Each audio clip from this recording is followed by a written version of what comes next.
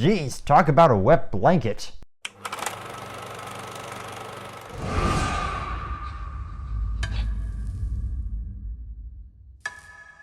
The Curse of La Llorona.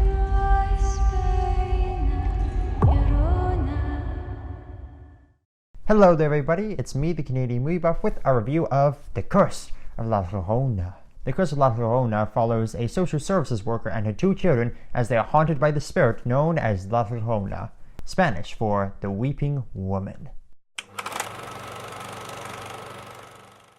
Now, as you've heard in countless videos leading up to this movie's release, The Curse of La Llorona is based on a folktale from Mexico. The story going that a young woman drowned her two sons and then threw herself in the river and was now cursed to walk the earth for all of eternity. Turning that into a movie does sound like an interesting idea. It's a way to tell stories from other cultures and also present new ideas and themes into the horror genre. Plus, who doesn't love a good urban legend? Believe it or not, this film is connected to the Conjuring universe, but you wouldn't get that from the trailers. You would have to see the movie itself to find out. Unfortunately, this movie follows the same pattern sort of by other Conjuring films, notably the bad ones.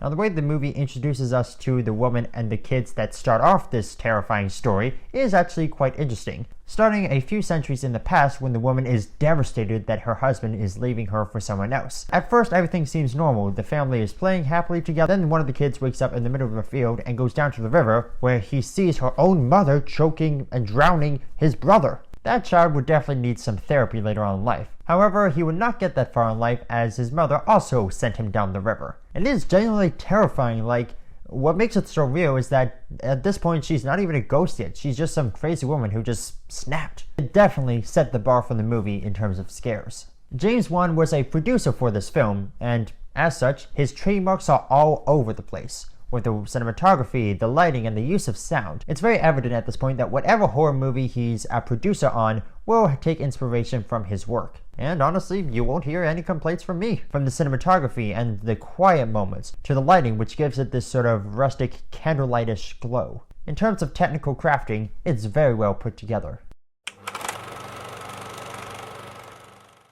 Unfortunately, what this movie does right in terms of crafting, I can't say for the writing.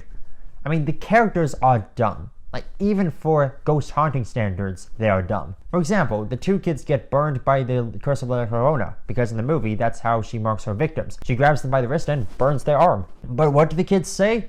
I fell. But now at first it might seem, okay, these kids are obviously thinking their mom won't believe them. But then later on, when the mom does see La Llorona herself and then gets her own burn on her arm, she lies to her kids about it and the kids just buy it. I don't get it. You all saw the same creepy woman. Why aren't you telling each other about it? Usually in a movie like this, the kids will tell their mom the truth that the ghost is haunting them and burn them, and the mother will go, oh, that's just silly.